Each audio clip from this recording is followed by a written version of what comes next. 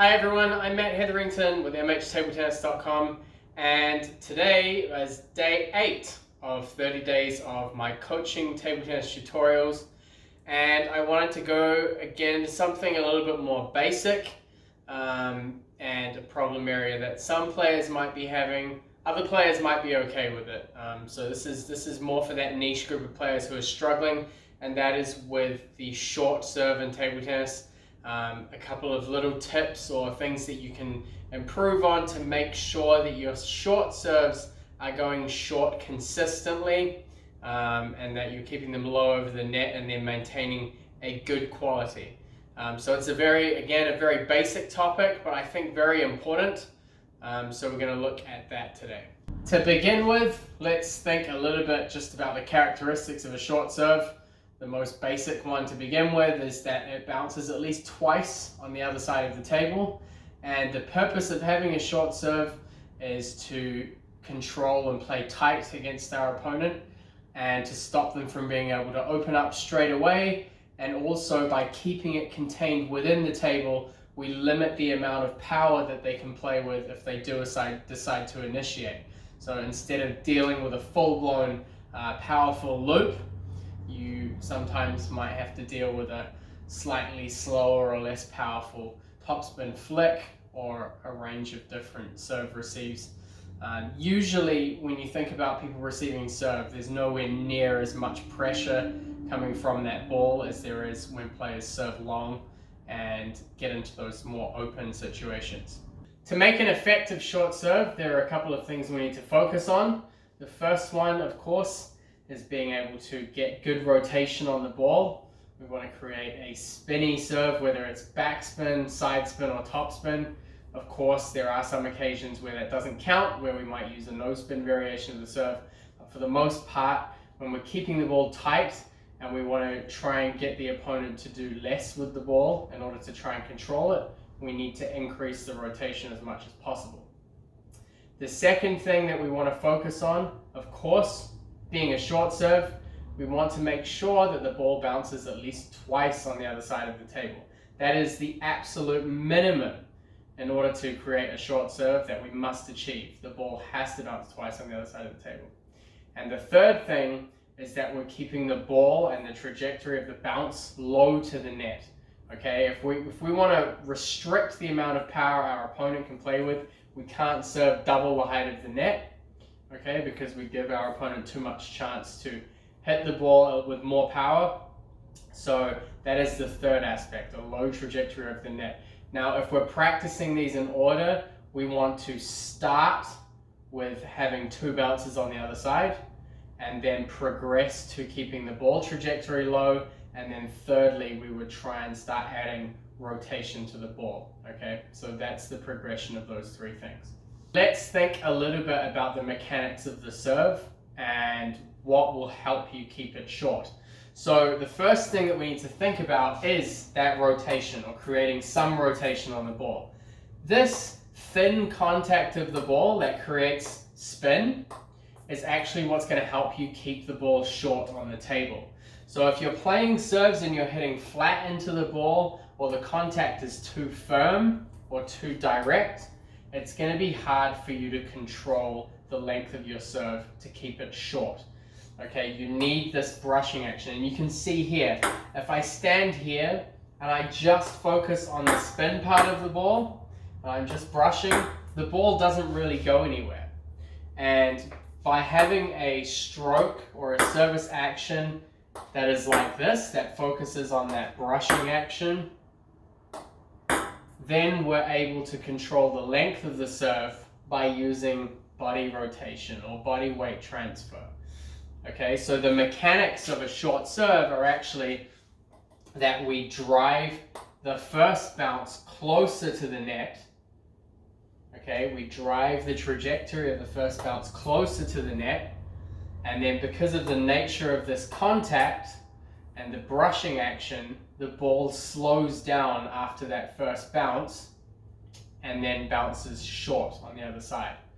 Okay, so after that initial burst of momentum forward from the body and from the waist, after that first bounce, everything starts slowing down and only the rotation carries the ball over the net. If you think about long serves where the player usually serves closer to them, there's a lot more direct contact and less thin brushing contact on the ball. So that allows the players to serve long and sometimes fast as well. So with the short serve, it's very much a combination of a brushing action and using your waist and your knee here to drive that first bounce close to the net and then allowing the spin to slow things down. So I'm going to demonstrate a few basic short serves and go over some more of those points while we're doing it. Starting now in the service position, we're going to bring ourselves in line with the table here, bringing our non-playing foot forward and our body weight down, chest forward, racket here. Now, I've gone over in some of my videos about this brushing action, so it would help if you're not entirely up to scratch with the backspin serve to go and watch my video on doing a basic backspin serve, or also like pendulum techniques or reverse pendulum. So knowing your serve basics is also going to help here. But essentially, we're going to try and get to this point here. Let's say we choose a basic backspin serve. I want to brush under the ball, tightening the thumb and fingers to produce that spin here, keeping everything else loose. Okay, so my goal is to produce enough thin brushing contact on the ball that the ball doesn't actually travel that far. Okay, whereas if I was hitting flat, the ball is going to start going forward. So from here, I use my waist and my body weight pushing into this leg to drive the first bounce closer to the net. Okay, so it's my body that makes the ball travel closer to the net. And then after the ball bounces, the rotation on the ball starts kicking in. Okay, so here we go. I'm going to use my waist, okay, to travel under the ball.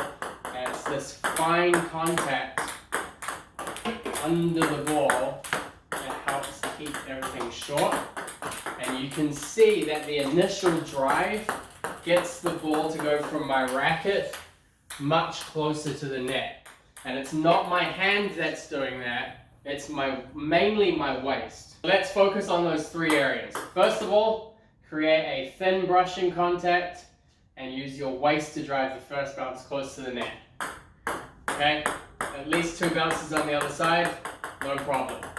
We're going to make sure our body's nice and low, and we're going to try and get that contact thin and on the front part of our racket and try and accelerate through a little bit more, because when we accelerate through, we want to make sure that the ball bounces low. Okay, and making sure that your racket's not too high on contact and that your service motion is not too much down also helps with this. So we want forward momentum. Okay, that helps keep the ball low, whereas more downward momentum is going to make the ball bounce up. So a thin contact through the ball, forward, okay, really projecting towards the net. Okay, so low and keeping our body weight down. Whoops, keeping our body weight low and our contact point lower. That's going to help us keep the ball closer to the net. And now, of course, we want to increase the rotation as much as possible. That comes from having a supple wrist and the tightening of the thumb and fingers on contact. Okay, so same again. Okay, we're going to go low contact, body weight low, turning through the ball, but with enough rapid contact through the thumb and fingers to keep the ball low and short and with rotation. It's always good to give yourself some bigger margins. So if you can practice a ball that bounces at least 3 times on the other side, then when you're under pressure in a match, it's a lot easier to control to at least 2 bounces. Once you're able to control the backspin variation of the serve, then you can start maybe adding some side spin variations. What I would say, however, is that the serve you want to make sure absolutely that you can get short is any kind of topspin variation. Because the ball bounces and kicks up more from topspin, this can be one that has a longer trajectory or a higher trajectory, and it can be harder to keep these serves short. Okay, so again, you want to make sure that you're really gripping through that contact and producing a lot of spin. I would recommend adding some side spin just to cut that upwards or long trajectory. So top spin pendulums are always a little bit more useful. And also the first bounce doesn't quite have to be as close to the net. So you can kind of start moving maybe more towards the middle of the table. Of course, if you can get it closer to the net, that's always going to help with the quality of your serve and prevent perhaps the ball from drifting half long. Like if I always practice serving in the middle, sometimes they drift a little bit longer, but if you can just serve top spin close to the net, and again, just really gripping through the contact in order to produce a double bounce serve. So that's probably one of the more simple videos that I'll be putting out as a tutorial, but very important when you get to the higher levels or developing levels. You need to be able to have a short serve, and not being able to serve short can have a huge impact on your ability to perform in matches. So it's definitely something you want to spend time practicing, and once you're able to get the basic parts of it, it's important to be able to execute it consistently. So you should be able to go through a whole box of balls and keep almost all of them short, if not all of them. And also you need some practice with partners or in games, making sure that you can keep the ball short under pressure, because we tend to tense up a little bit or feel more nervous or anxious when we're under pressure. This can have some impacts on your serve. It's important to create environments, maybe one where only you're serving for the match, or you're serving but you start with less points than your opponent. We need to create some environments where you're feeling pressure on your serve, and being able to execute short and controlled tight serves in those situations is probably one of the most valuable match skills, especially when you get to points in a match where you're serving perhaps at 10-10 or 11-10, and making sure that your serve is of very high quality and very short and controlled is the difference between winning or losing a point and potentially a game or a match. So definitely invest some time in making sure that your short serve is up to scratch. If you have any questions about this area of table tennis, feel free to reach out to me. I've been replying to a lot of emails I've been getting at my MHTableTennis@gmail.com, and replying to comments in the comment section. Thank you guys for following and for the feedback that I've been getting for these videos. It's been really good. And yeah, a lot more videos still to come. We're only on day 8 out of 30, and of course beyond. So hopefully you're enjoying this, and thanks for joining me for today's video.